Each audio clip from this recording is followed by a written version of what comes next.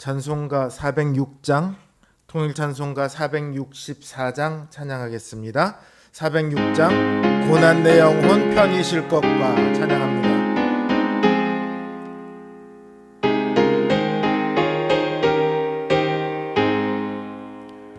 고난 내 영혼 편히 쉴 곳과 풍랑이라도 안전한 포구 폭풍까지도 다스리시는 주의 영원한 팔을 의지해 주의 영원한 심판 함께하사 항상 나를 붙드시니 어느 곳을 가든지 요동하지 않음은 주의 팔을 의지함이라. 세상 친구들 나를 버려도 예수는 함께 동행함으로 주의 은혜가 충만하리니 주의 영원한 팔을 의지해 주의 영원하신 팔 함께하사 항상 나를 붙드시니 어느 곳에 가든지 요동하지 않음은 주의 팔을 의지함이라. 나의 믿음이 연약해져도 미리 예비한 힘을 주시며 위태할 때도 안보하시는 주의 영원한 팔을 의지해 주의 영원하신 팔 함께하사 항상 나를 붙드시니 어느 곳에 가든지 요동하지 않음은 주의 팔을 의지함이라. 능치 못한 것 주께 없으니 나의 일생을 주께 맡기면 나의 모든 짐 대신 지시는 주의 영원한 팔을 의지해 주의 영원하신 팔 함께하사 항상 나를 붙드시니 어느 곳에 가든지 요동하지 않음은 주의 팔을 의지함이라.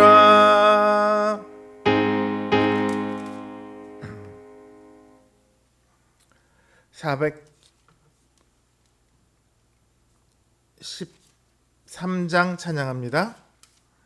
413장 내 평생에 가는 길 찬양합니다.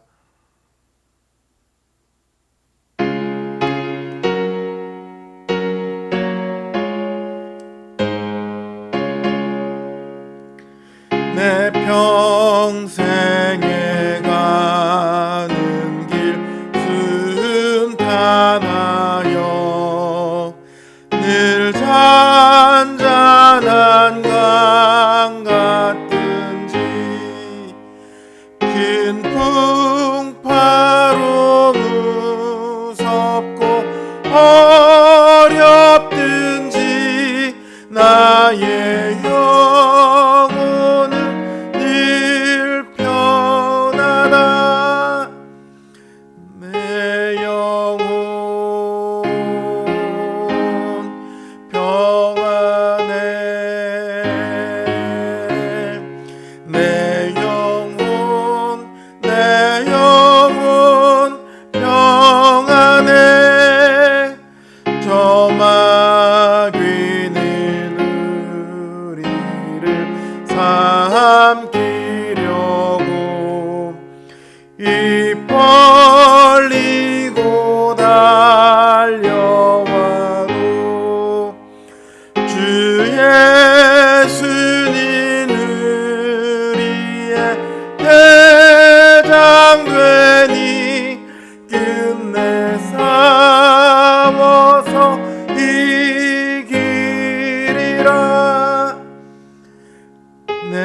영혼 평안해 내 영혼 평안해 저 공중은 봄빛 같더라도 주 예수께 아뢰면 그 십자가 피로써 다 씻으사 눈보다 더 정하리라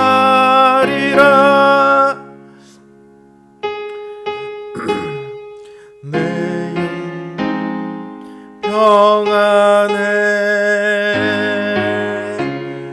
내 영혼 평안해 저 공중에 구름이 일어나면 그 나팔이 울릴 때에 주여 오소서 세상을 심판해도 나의 영혼은 겁없으리 내 영혼 평안해 내 영혼 평안해 기도합니다. 주님, 참으로 우리를 괴롭게 하는 일이 왜 이리 많고 우리를 슬프게 하는 일이 왜 이리 많은지요. 하루하루 살아가는 것이 쉽지만은 않고 참으로 많은 걱정과 근심이 우리에게 있으며 때로는 힘들고 벅찬 일들이 많이 있습니다.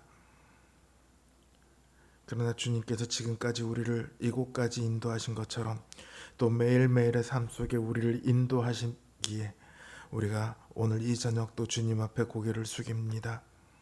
비록 우리에게 여전히 죄악이 많이 있고 또한 하나님이 아닌 세상을 생각할 때가 많이 있지만 그러나 이 저녁 우리가 주님 앞에 우리의 하루를 온전히 내어놓고 주님의 도우심을 구하기를 원합니다.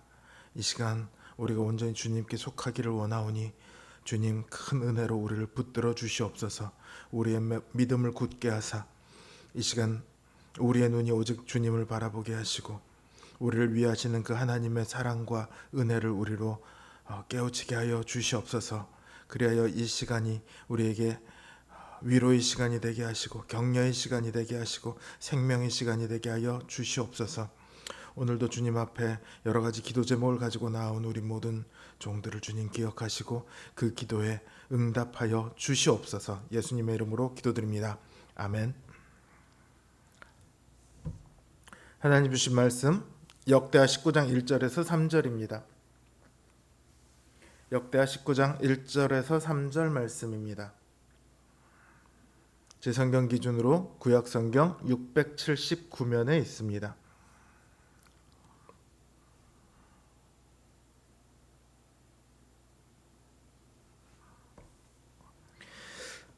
역대하 19장 1절에서 3절 말씀 제가 받들어 읽습니다.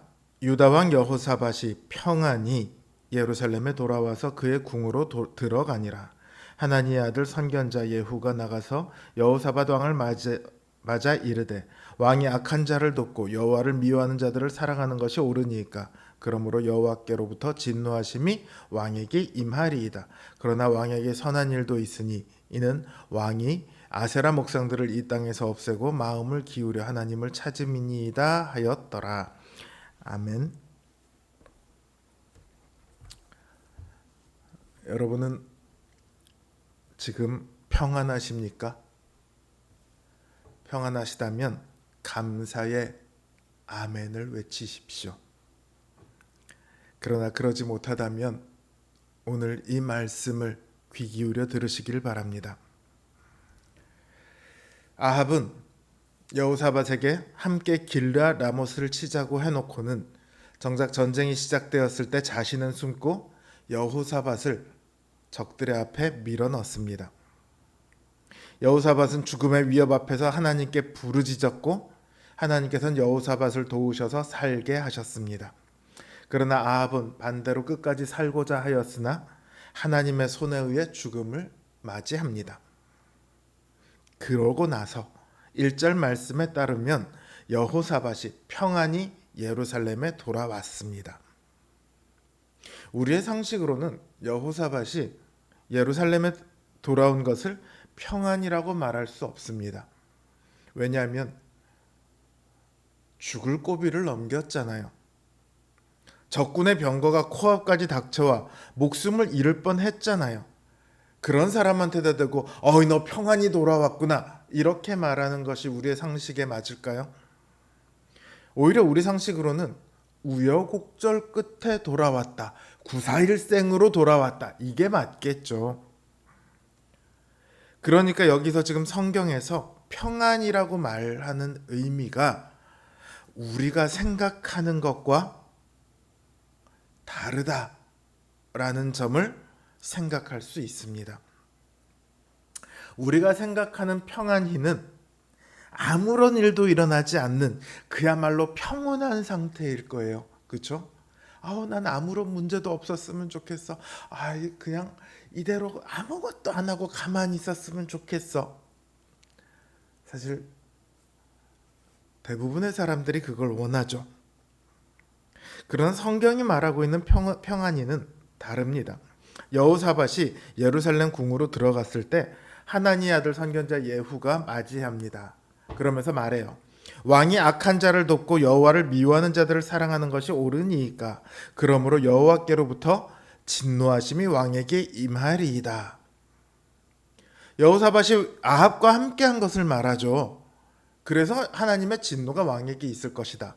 그러면서 또 말해요. 왕에게 선한 일도 있으니 이는 왕이 아세라 목상들을 이 땅에서 없애고 마음을 기울여 하나님을 찾음이니이다. 왕이 선한 일을 했다라는 게 아니라요. 왕이 아세라 목상들을 없애고 마음을 기울여 하나님을 찾았으니 왕에게 선한 일도 있을 겁니다. 이렇게 말하는 거예요. 예후의 이 책망과 칭찬 속에 성경이 말하는 진정한 평안의 비밀이 숨어 있습니다. 악한 사람들과 멍해를 같이 하는 자리, 즉 하나님을 떠난 자리에는 결코 평안이 없습니다. 그 자리에는 하나님의 진노만 있을 뿐입니다. 그러나 그가 마음을 돌이켜 하나님을 찾고 은혜 안으로 돌아왔을 때 비로소 여호사밧 안에 참된 평안이 회복되었습니다. 평안이란 악한 자들과의 관계에서 벗어나 하나님 안에 거하는 것입니다. 아합과 함께 있을 때 여호사밧에게 어떻게 평안이 있을 수 있겠습니까? 그러나 여호사밧이 하나님을 찾고 하나님의 은혜로 다시 집으로 돌아올 때 거기 평안이 있습니다. 진정한 평안은 나에게 아무런 일도 일어나지 않는 평온한 일상이 아닙니다. 하나님과 함께하여 하나님의 은혜 아래 있는 것, 그게 평안입니다. 하나님과 함께하면 적들이 몰려와도 두렵지 않습니다. 평안입니다. 하나님과 함께 있으면 폭풍우가 몰려와도 무섭지 않습니다. 평안입니다. 우리가 이 진정한 평안의 의미를 오해하면, 제대로 알지 못하면 신앙생활을 하면서도 늘 마음이 쫓기고 불안합니다. 하나님의 뜻대로 바르게 살고자 몸부림칠수록 신자들은 세상에서 더 큰 고난을 만나게 되어 있습니다.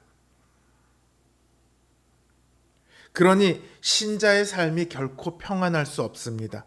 때로는 적당히 타협하며 대충 사는 사람들이 더 평탄하고 더 평안해 보여서 그들을 부러워하며 우리의 마음이 흔들리기도 합니다. 그러니까 진정한 평안의 의미를 모르면 신앙생활을 하면서 평안함을 누리지 못합니다. 하나님께서 평안을 주신다고 하셨는데 왜 내 삶에는 평안이 없을까? 평안이 아니라 불만만 늘어가죠. 그러나 사실은 그게 아니에요. 우리 삶 가운데 아무리 어려움이 있다 할지라도 내가 하나님을 찾고 구하면, 그래서 하나님이 나를 도우시고 나를 붙드시는 그 손길을 발견하게 되면요, 그 순간부터 우리 마음속에 평안이 임합니다. 지들이 오라고 해봐. 지들이 뭘 하건 우리 하나님의 손길을 어떻게 이길 수 있겠어? 그 마음이 우리를 평안하게 하는 거예요. 그 어떤 것도 무섭지 않고 그 어떤 사람도 두렵지 않은 참된 평안을 만나게 됩니다. 지금 여러분은 평안하십니까? 하나님을 구하십시오. 하나님을 찾으십시오. 그러면 여러분을 사랑하시는 그 하나님을 만나게 될 것입니다. 하나님께서 만나 주십니다. 하나님의 도우심을 확인하게 될 것입니다. 그 손길을 믿음의 눈으로 보게 될 겁니다. 늘 하나님 안에 거하며 평안을 누리는 우리 성도님들 되시길 주님의 이름으로 기원합니다. 주신 말씀 생각하며 또 각자의 기도 제목을 놓고 이 시간 함께 기도하겠습니다.